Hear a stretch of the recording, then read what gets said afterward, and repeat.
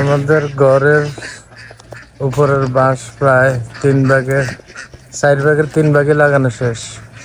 আর অল্প একটু জায়গা বাকি আছে, কিন্তু আমাদের বাঁশ নেই। ওই যে বুড়া গাই এনে বাঁধতেছে, এই যে হতে 1 নাম্বার মিস্ত্রি। আর এই গল্পটা বাকি আছে, মোটামুটি এদিকে সব বাঁধা শেষ।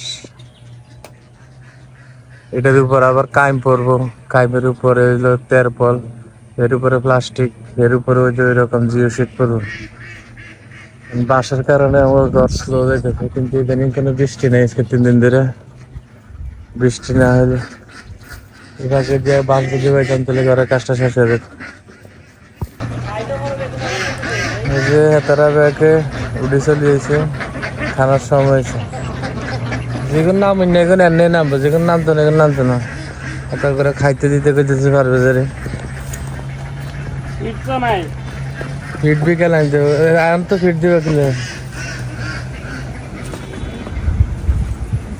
মাছের আদার আর একটু গেছে।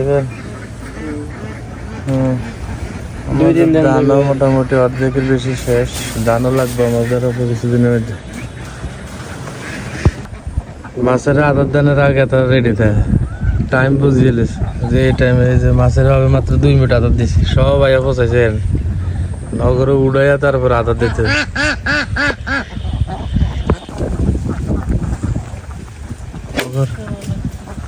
দৌড়াইও রাখা যায় না, এই যে দৌড়াইলে ওই আশেপাশে দিয়ে ঘুরতেছে, মনে যেন ওরা আমার ভাড়া দিতেছে।